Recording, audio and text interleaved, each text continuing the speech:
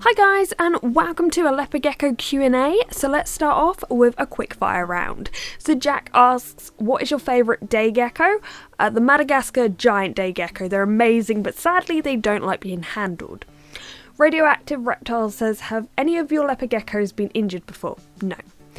WHXTEWBU says, do you love me? No, you fuzzy little man peach.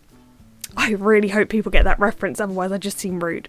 Anyway, Reptile Risks asks, are you ever planning on doing a bioactive setup, natural setup for leopard geckos? Yeah, I literally have everything I need apart from the substrate. I'm going to try to do something different than Eco-Earth, and I'm literally just waiting on that now. Dustin asks, is it ever possible for a gecko to eat too much? Yes, definitely. Obesity is a really big problem with reptiles in captivity. Elizabeth says, can you tell if your gecko has salmonella or parasites? Happy Easter, by the way. Well, thank you. The best and pretty much only way you can tell if they have it is to be tested at the vets. And I know from experience that can be really expensive, but it's pretty much the only way. Gabby asks, any tips for introducing my leopard gecko to Eco-Earth? I got him a few days ago and he has reptile carpet at the moment, but I want to change it to Eco-Earth.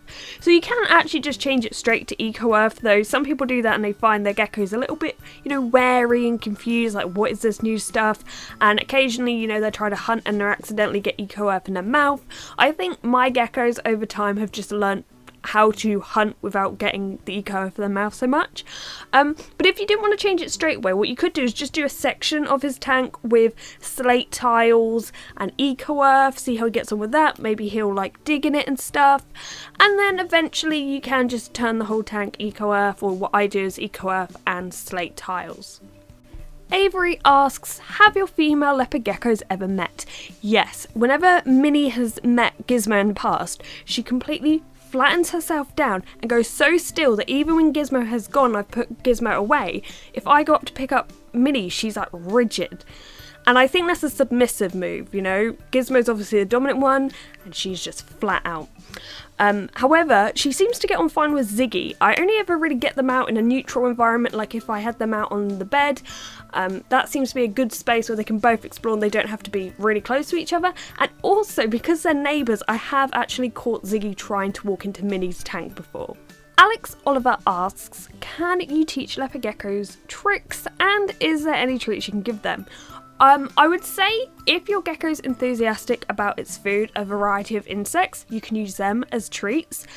Basically what I would do is when it's feeding time, just make it more interesting. So say you wanted to teach them to walk up and onto your hand and then give them food. They may over time realise that means walking on the hand means they get the food. I know, like if I call my geckos names, they generally react to that. If they hear the cricket box, they look out of their hides, they know that means food's coming, so that's like a learned behaviour. So they can definitely learn things, but I'm not sure particularly what tricks you would teach them. But I wouldn't go down the route of just giving them waxworms as treats. As I said, if they're enthusiastic about their food, use what you can, the healthiest things, roaches and crickets and stuff. And at the end of the day, leopard geckos are skilled hunters, and they probably need more mental stimulation with hunting than we give them. Like putting their food in a dish and waiting for them to eat out of it, that's just easy. I mean, out in the wild, they'll be chasing down food. So if you could make feeding time more interesting and teach them something at the same time, then go for it. I think that could work. Tyler says, my leopard gecko will be turning 2 in July and she is still pretty small, like the size of a juvenile. She eats a little bit every day with mealworms dusted in vitamins and calcium, and she is still really small. How long do you think it will take for her to get to her full size? By the age of 2, she should definitely be adult size. It's difficult to know if she is like a juvenile or if she is just a small adult. What I would say is weigh her. That would be a good thing to do. Usually I'd say a minimum weight for a female adult leopard gecko would be late 40s, early 50s. So if she is below that, then yeah, she is underweight. One main thing that I don't know if you do or not is gut loading the food, because that has a massive impact on your animals. So if you're not gut loading her food, make sure you do that. An adult shouldn't be fed every day, and you shouldn't be dusting with vitamins and calcium. I don't know if that's what you meant by the comment, but you shouldn't be doing them at the same time. The best video to watch is the feeding and supplement schedule.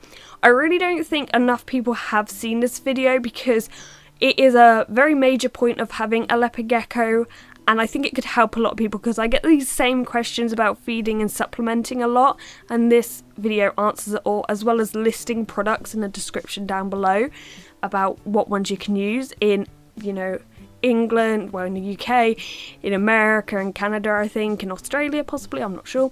But I've listed quite a bit, so check that out.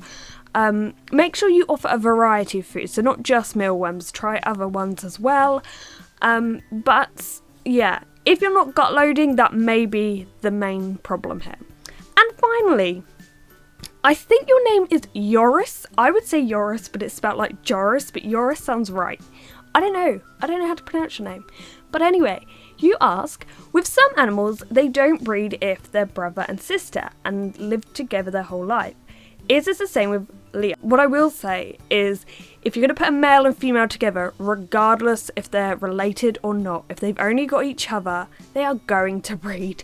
So never ever put a leopard gecko male and female together, okay? This needs to be like, needs to be like a public announcement, because the amount of people who breed their leopard geckos by accident, because for some reason they don't know that a male and a female equals babies. Like, I don't know what they're teaching in biology class, but this needs to be said. So don't put a male and female together. If they're related or anything, just do not put them together. Okay, so on that note, I hope you've enjoyed today's Q&A. I had tons and tons of questions. They were posted on Instagram, and so I may make a second Q&A in the future sometime, but I hope you've enjoyed this one. Thanks for watching, and goodbye.